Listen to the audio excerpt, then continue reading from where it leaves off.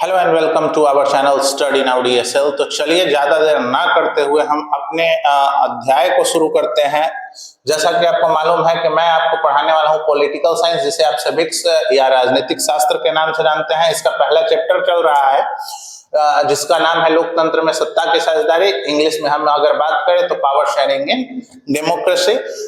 मैं आपको बता दूं कि जो मेरा वीडियो होगा वो आएगा आपके लिए हर बुधवार और रविवार को सुबह 10 बजे। ये जो वीडियो मैं बना रहा हूँ ये बना रहा हूँ आपके पॉलिटिकल साइंस का जो ये टॉपिक है लोकतंत्र में सत्ता की साझेदारी, इसका तीसरा पार्ट है। मैंने जो आपको पिछले वीडियो में बताया था वो बताया था लोकतंत्र के बारे में। और लोकतंत्र क्या है, किसे कहते हैं लोकतंत्र? तो वैसी शासन व्यवस्था जिसमें जनता के द्वारा ही सरकार को चुनी जाए, ठीक है ना, उसी को हम क्या कहते हैं? लोकतंत्र कहते हैं। और सरकार को कितने रूप में जनता चुनती है वो मैं आपको बताने वाला हूं कि सरकार को जनता ना दो रूप में चुनती है। एक तो भैया प्रत्यक्ष रूप में, क्या एक प्रत्यक्ष रूप में चुनती है और एक अप्रत्यक्ष रूप में। ये मैंने पिछले वीडियो में आपको बता दिया है, जल्दी जल्दी मैं इसको खत्म करना चाहूंगा। तो प्रत्यक्ष रूप में किसे चुनते हैं? तो पंच को चुनता है लोग, वार्ड को चुनता है लोग, सरपंच को चुनता है, और कौन होता है? तो पंचायत समिति होता है आपका, और कौन होता है? तो मुखिया होता है, और कौन होता है आपका? तो एक होता है जिला परिषद, ठीक है ना, एक होता है जिला परिषद। मतलब कुल मिलाकर 6 लोगों को आप पंचायत स्तर पर प्रत्यक्ष रूप से चुनते हैं, ठीक है ना। पंच से बन के आता है उप सरपंच, पंच से बन के आ गया उप सरपंच। वार्ड ना आपके उप मुखिया को चुनता है, वार्ड उप मुखिया को चुनता है। और पंचायत समिति किसको चुनता है? वार्ड उप मुखिया को चुनता है और पंचायत समिति प्रमुख को चुनता है। ये सारी जानकारी मैंने आपको बता दिया था कि ये जो सारे हैं ये ऊपर वाले प्रत्यक्ष रूप से आपने इनको चुना है और जिसमें आपकी भागीदारी नहीं होती है। अप्रत्यक्ष चुनाव में आपकी भागीदारी नहीं होती है, अप्रत्यक्ष चुनाव में भागीदारी होती है किसकी? तो अप्रत्यक्ष चुनाव में भागीदारी होती है आपके द्वारा चुने गए प्रतिनिधियों की, ठीक है।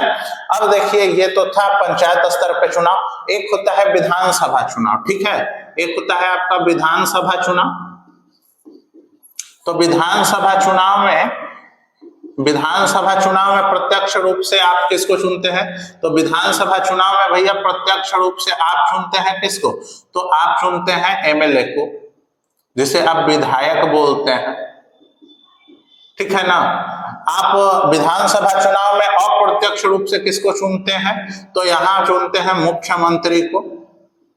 अभी तो आपके क्षेत्र में होने वाला भी है, शायद अक्टूबर नवंबर पूरा इलेक्शन ही चलेगा, ठीक है। तो विधानसभा चुनाव में जो एमएलए को आपने चुना वो प्रत्यक्ष रूप से चुना और सभी एमएलए ही मिलकर के मुख्यमंत्री को चुनते हैं, यानी कि अपने नेता को चुनते हैं।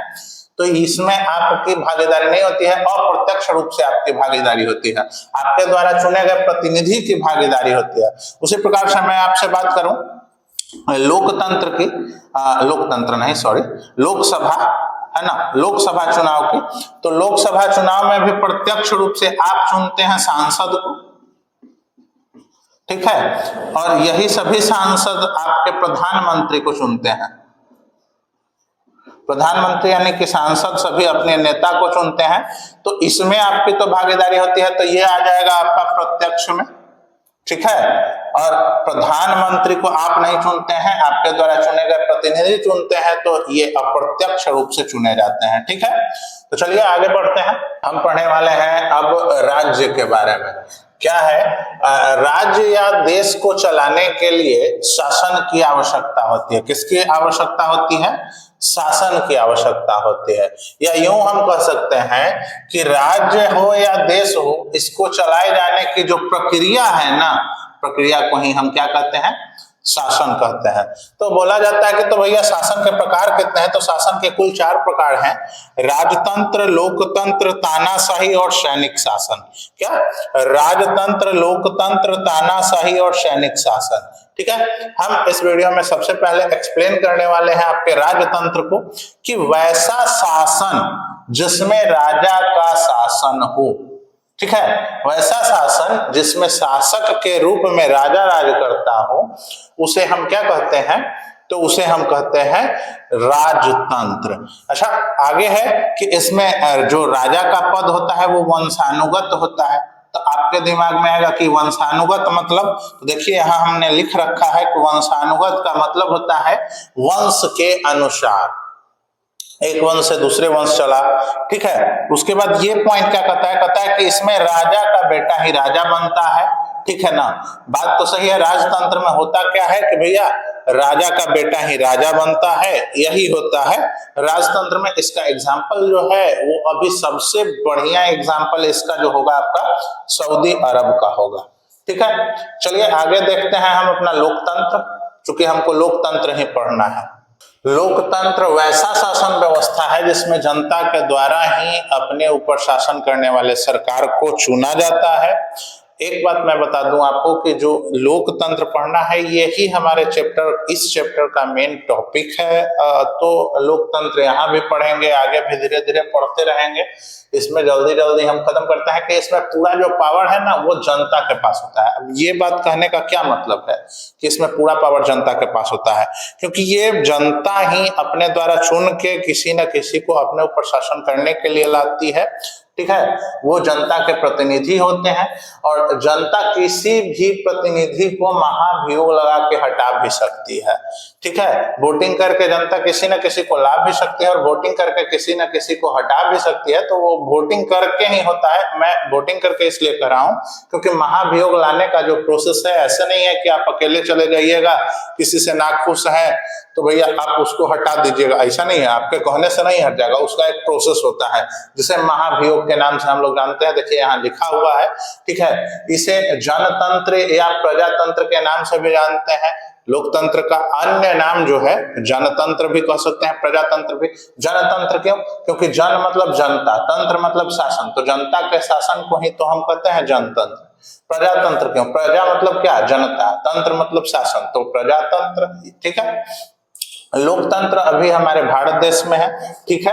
कहाँ है ये एग्जाम्पल के रूप में हमने दे दिया है आपको कि जो लोकतंत्र है वो आपके भारत में लागू है। अब मैं बात करता हूँ तानाशाही की कि तानाशाही क्या है। तो तानाशाही वैसी शासन व्यवस्था है जिसमें भैया लाठी डंडे से आपको पीट पीट के जबरदस्ती आपके ऊपर शासन किया जाता है, ठीक है। जिसमें बंदूक, लाठी डंडा जो भी हो उसके अनुसार चला जाएगा। इसमें सेना की भी सहायता कहीं ना कहीं ली जाती है, ठीक है। इसमें जनता पर बहुत अत्याचार किया जाता है। इसका एग्जाम्पल एकदम आप समझ लीजिए कि उत्तर कोरिया है। यहाँ का जो तानाशाह है किम जोंग उन है। आप इनके बारे में जानते ही होंगे, सुने भी होंगे कि भैया तानाशाह तानाशाह तानाशाह, तो कौन है? Kim Jong Un. कभी भी जब भी इसका मन जो करता है, मतलब एक तानाशाह मतलब आप ऐसा समझ लीजिए कि इसका जो मन करेगा वही होगा, ठीक है। इसके अलावा कुछ नहीं होगा, जो जैसा चाहेगा ये उसी प्रकार से करेगा। ये होता है तानाशाह। सैनिक शासन में सरकार जो चलाती है वो सेना चलाती है। जैसा कि आप जानते हैं कि सैनिक शासन, अगर आपसे पूछ दे कि सैनिक शासन किसे कहते हैं तो नाम से ही आपका क्लियर हो रहा है कि वैसी सरकार जिसको सेना के द्वारा चलाई जा रहा है, उसमें सरकार की कोई भागीदारी नहीं होती है, राजा की कोई भागीदारी नहीं होती है। यहाँ जो सरकार आपका चलेगा वो चलाएगा सैनिक।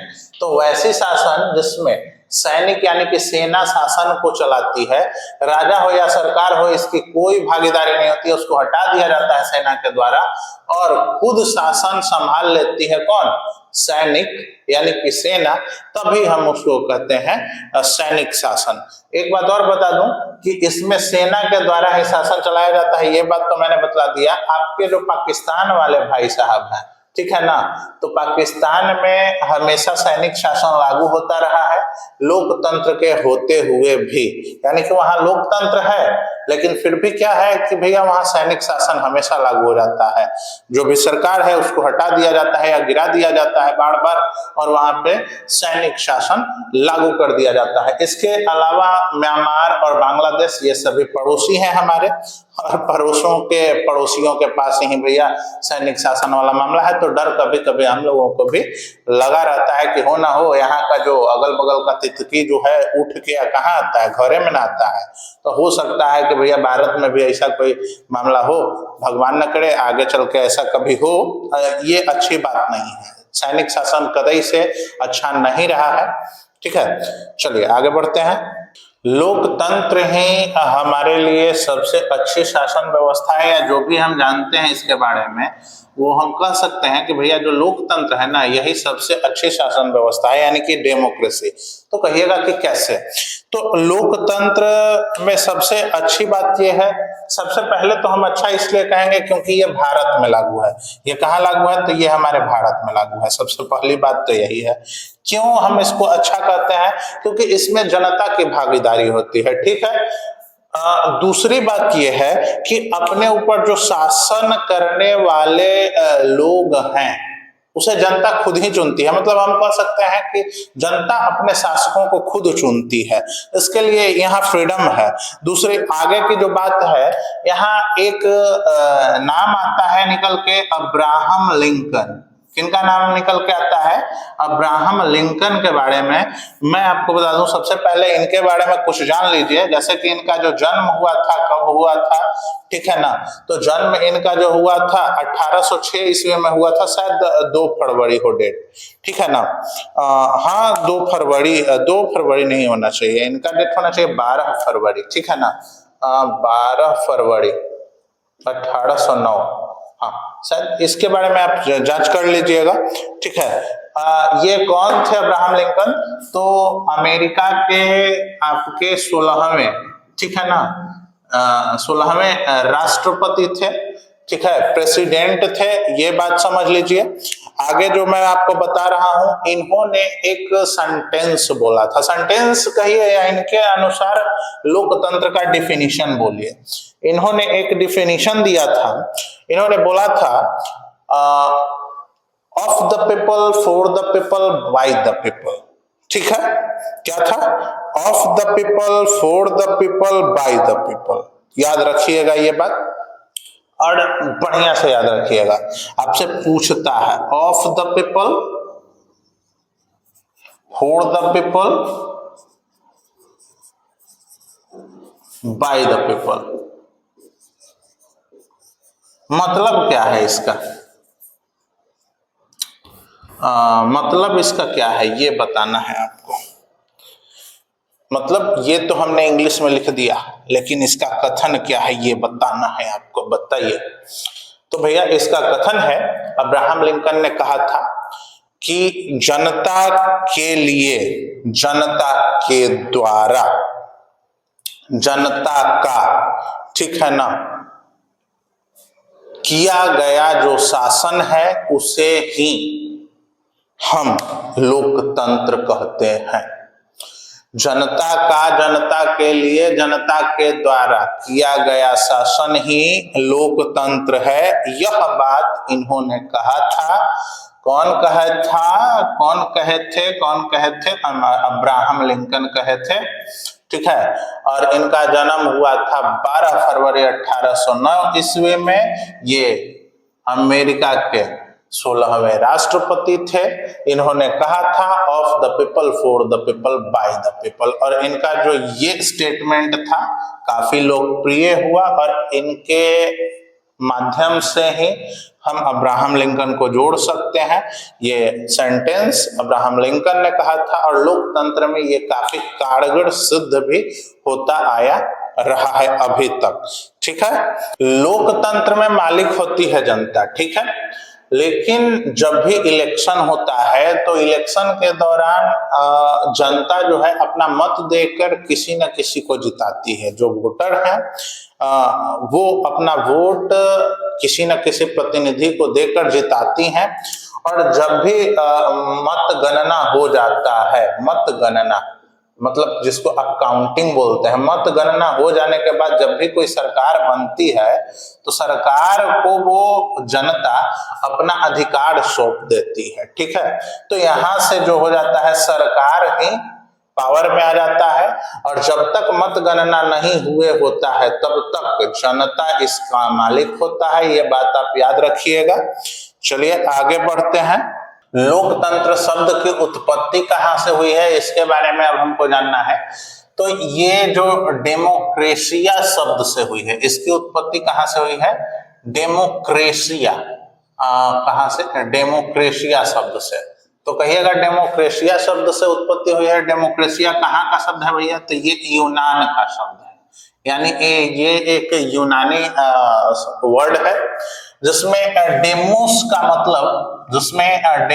का मतलब लोग से होता है। ठीक है, डेमोस का मतलब क्या होता है? लोग, या उनके लोग, है ना, उनके किनके लोग। तो लोग से मतलब आप रखिए कि डेमोस का मतलब होता है लोग। ठीक है, और उसके बाद क्रेशिया का मतलब के शासन से होता है। ठीक है, डेमोस का मतलब होता है लोग और क्रेशिया का मतलब होता है के शासन, यानी कि कुल मिला के यहीं से आया डेमोक्रेशिया, यहीं से पूरा जो आया डेमोक्रेशिया। तो डेमोक्रेशिया जो आया, डेमोक्रेशिया आया, इसी को हमने सुधार करके डेमोक्रेसी कर दिया। क्या कर दिया? डेमोक्रेसी कर दिया। लेकिन इसका जो अर्थ रखा हमने वही लोगों के द्वारा शासन, लोगों के द्वारा शासन। इसका अर्थ हम मानते हैं कि तो डेमोक्रेसी का क्या मतलब है? लोगों के द्वारा की गई शासन को ही हम डेमोक्रेसी कहते हैं। आगे चलिए, लोकतंत्र में जनता को क्या करना चाहिए?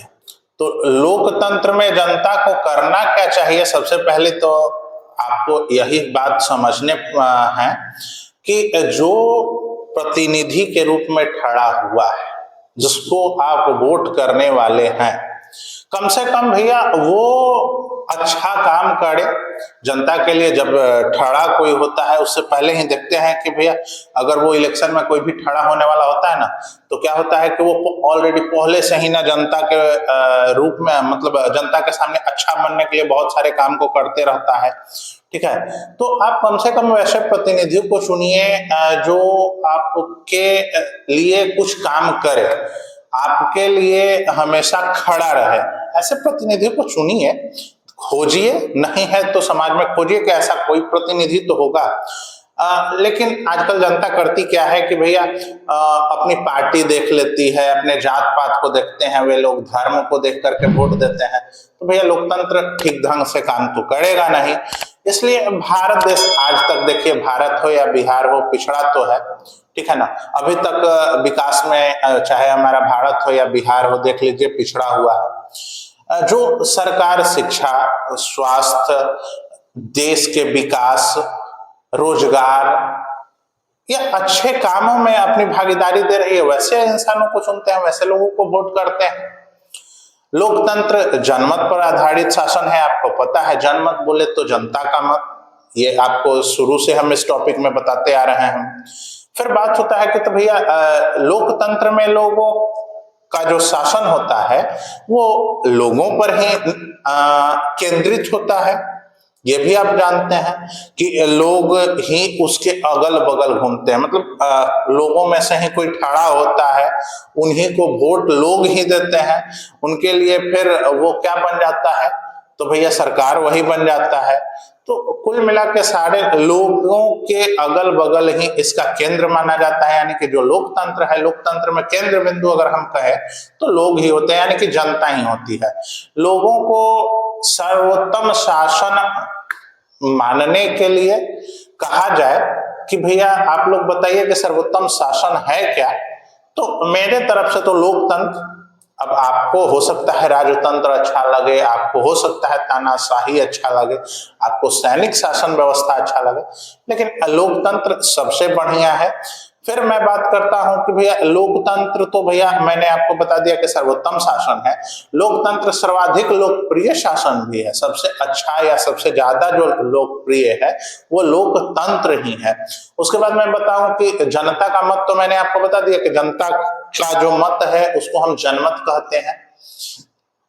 आगे इधर भी मैंने आपको जो बता रखा है कि लोकतंत्र शब्द की जो उत्पत्ति हुई है वो यूनान से हुई है।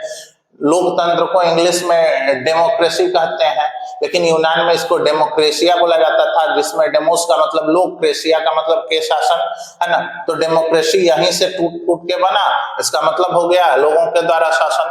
कुल मिलाकर जो ये हमारा टॉपिक है लोकतंत्र में सत्ता की साझेदारी, ये हम ही लोगों के इर्द गिर्द या यूं कहें कि लोकतंत्र के इर्द गिर्द घूमते रहेगा। और जहां तक हमारी बात है, आप इसमें लोकतंत्र को काफी बढ़िया ढंग से आप लोग समझ लीजिएगा, क्योंकि यहाँ से जो सवाल पूछता है वो लोकतंत्र से रिलेटेड होता है। लोकतंत्र समानता एवं स्वतंत्रता पर आधारित शासन व्यवस्था है। लोकतंत्र सामाजिक विभेदों को हल करने का सबसे अच्छा तरीका है। सामाजिक विभेद मेरे कहने का मतलब झगड़ा से है, ठीक है ना। लोकतंत्र में सामाजिक विभेद को हल किया जा सकता है एक दूसरे की सहायता लेकर के। लोकतंत्र में जनप्रतिनिधि जनहित तथा जन इच्छा को सर्वोपरि रखते हैं। यहाँ जन का मतलब जनता से है। जनता की जो भी इच्छा है, जनता के हित में जो बातें हैं उस पर जनप्रतिनिधि को ध्यान देना पड़ता है। जनप्रतिनिधि कहने का मतलब है कि जनता जिनको चुनकर लाती है, जो कि बाद में जनता के प्रतिनिधित्व करते हैं, इनको ही हम जनता का प्रतिनिधि कहते हैं। भारत में लोकतांत्रिक शासन है। भारतीय लोकतंत्र जगत के प्रतिनिधियों द्वारा संचालित किया जाता है। भारत में जो भी लोकतंत्र है, या यूं कहें कि लोकतंत्र को जनता के प्रतिनिधि के द्वारा ही संचालित किया जाता है। अब कहने का मतलब है कि जनता के प्रतिनिधियों के द्वारा कैसे, तो हम कह सकते हैं कि जब जनता चुन के लाती है तो चुन के लाती है किसको? विधायक को। विधायक किसको चुनते हैं? तो विधायक चुनते हैं मुख्यमंत्री को। फिर दूसरी तरफ अगर हम देखें, अगर लोकसभा चुनाव में तो जनता किनको चुन के लाती है? तो जनता भैया चुन के लाती है किनको? सांसद को। सांसद किनको चुनते हैं? तो सांसद अपना नेता चुनते हैं, प्रधानमंत्री को। तो ये कुल मिला के जो बातें हैं ये हमारे जनता के ही इर्द गिर्द घूमती है। कभी जनता प्रत्यक्ष रूप से वोटिंग करती है, कभी अप्रत्यक्ष रूप से करती है, लेकिन कहीं ना कहीं जनता की भागीदारी होती है। क्योंकि अगर जनता अगर अपने प्रतिनिधि को न जिताए या न खड़ा करे तो फिर उनके जो प्रतिनिधि या प्रतिनिधि भी किसी को चुन नहीं पाएंगे, क्योंकि कोई प्रतिनिधि बनेगा ही नहीं। तो ठीक है, आगे अब बढ़ते हैं हम आगे। अब हम देखते हैं लोकतंत्र के प्रकार। अब हम देखेंगे लोकतंत्र के प्रकार के बारे में। तो आइए हम यहाँ देखते हैं लोकतंत्र के प्रकार। लोकतंत्र के प्रकार दो हैं। एक है डायरेक्ट डेमोक्रेसी यानी कि प्रत्यक्ष लोकतंत्र, एक है इनडायरेक्ट डेमोक्रेसी यानी कि अप्रत्यक्ष लोकतंत्र। तो भैया ये प्रत्यक्ष लोकतंत्र क्या है? प्रत्यक्ष लोकतंत्र कहते किसको है? तो प्रत्यक्ष लोकतंत्र हम उसको कहते हैं जिसमें जनता डायरेक्ट मुख्यमंत्री तथा प्रधानमंत्री को चुने। तो हम वैसे लोकतंत्र को कहेंगे प्रत्यक्ष लोकतंत्र। अब बात रहेगा कि कौन सा ऐसा देश है कोई जहां प्रत्यक्ष लोकतंत्र है? तो हाँ भैया, स्विट्जरलैंड एक छोटा सा देश है जहां एक मीटिंग के माध्यम से सभी लोग एक साथ बैठक करके अपने प्रधानमंत्री और यहाँ पे मुख्यमंत्री को चुनते हैं। ठीक है, उसी प्रकार से मैं आपसे बात करना चाहूंगा अप्रत्यक्ष लोकतंत्र की। अप्रत्यक्ष लोकतंत्र में भैया जनता की भागीदारी डायरेक्ट रूप से नहीं होती है मुख्यमंत्री और प्रधानमंत्री को चुनने की। यहाँ पे जनता के जो प्रतिनिधि हैं वो जाके जनता के जो प्रतिनिधि हैं वो जाके किसी मुख्यमंत्री तथा प्रधानमंत्री को चुनते हैं, या जैसे आप चुनते हैं विधायक को, आप चुनते हैं सांसद को। उसके बाद वो दोनों जाकर के मतलब विधायक फिर चुनता है आपके मुख्यमंत्री को, और सांसद जो चुनते हैं वो आप चुनते हैं आपके प्रधानमंत्री को।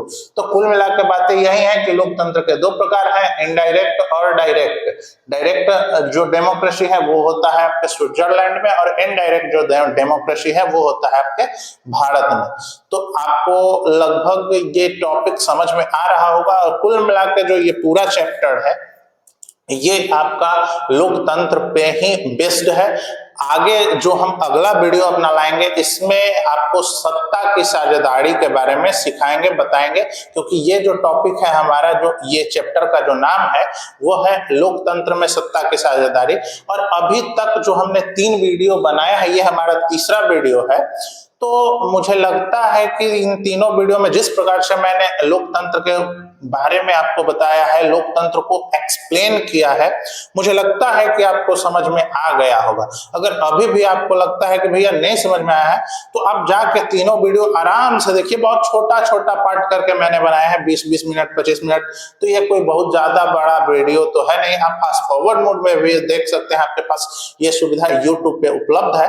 तो कुल मिला के अभी तक जो आपको मैंने बताया लोकतंत्र, ये आपको कैसा लगा है, आप हमें अपने जो राय है वो कमेंट बॉक्स में जरूर बताएंगे। अगर आपका इस वीडियो के बारे में या पीछे के जो भी वीडियोस हैं उनके बारे में कोई भी सवाल, सुझाव या शिकायत भी हो, तो आप हमें कमेंट करें, ठीक है ना। बताएं, अपनी राय रखें कि हमें और क्या करना चाहिए, कोई इंप्रूवमेंट करना चाहिए हमारे इस वीडियो में कि नहीं। मैं आपको बता दूं कि भैया आगे इसकी अगला जो वीडियो मैं लेके आऊंगा वो, उसमें मैं आपको बताऊंगा सत्ता की साझेदारी के बारे में। और हाँ, आपको एक चीज मैं और बताना चाहता हूं, आप सभी ये जो चैनल है स्टडी नाउ DSL, इसमें आप बहुत सारे टीचरों के माध्यम से, या यूं कहें कि हर अलग अलग सब्जेक्ट के अलग अलग टीचर जो रखे गए हैं, उसमें भी मैंने बांट दिया है सबों को। जैसे आप साइंस किसी एक टीचर से पढ़ते थे पूरा, जिसमें फिजिक्स, केमिस्ट्री, बायोलॉजी आता था, तीनों कोई एक ही टीचर डील करते थे, लेकिन ऐसा यहाँ नहीं है। आप अगर फिजिक्स पढ़ रहे हैं तो फिजिक्स पढ़ेंगे रंजन सर से, अगर केमिस्ट्री पढ़ रहे हैं तो केमिस्ट्री आपको पढ़ाएंगे श्याम सर, अगर आप बायोलॉजी, जो कि अभी तक शुरू नहीं हुआ है, कुछ समस्याएं हैं, ठीक है, तो मेडिकल इमरजेंसी आपको पता ही है, जिसके कारण से डिले हो रहा है परशुराम सर का क्लास। आपको परशुराम सर बायोलॉजी पढ़ाने वाले हैं, जो शायद आपको अगले वीक से आपके साथ जुड़ जाएं, ठीक है। तो चलिए, मैथ के टीचर तो ऑलरेडी आपके साथ जुड़े ही हैं, आपके साथ संस्कृत, हिंदी, इंग्लिश सारे फैकल्टीज जुड़े हुए हैं। बस एक रह गया है आपका SST में सेक्शन हिस्ट्री का, आपका SST में ज्योग्राफी का, तो उसके लिए टीचर्स लाइन में है भैया। बहुत ही जल्द आप से रूबरू हो लेंगे, इंट्रोड्यूस उनके साथ हो जाएगा, इंट्रोडक्शन आपका इंट्रोड्यूस मैं करवा दूंगा, बहुत जल्द प्रयास में लगा हूं। तो चलिए मिलते हैं हम अपने अगले वीडियो में, जिसमें मैं आपको बतलाऊंगा सत्ता में साझेदारी। तब तक हंसते रहिए, मुस्कुराते रहिए, शेयर करते रहिए और पढ़ते रहिए। जय हिंद, वंदे मातरम।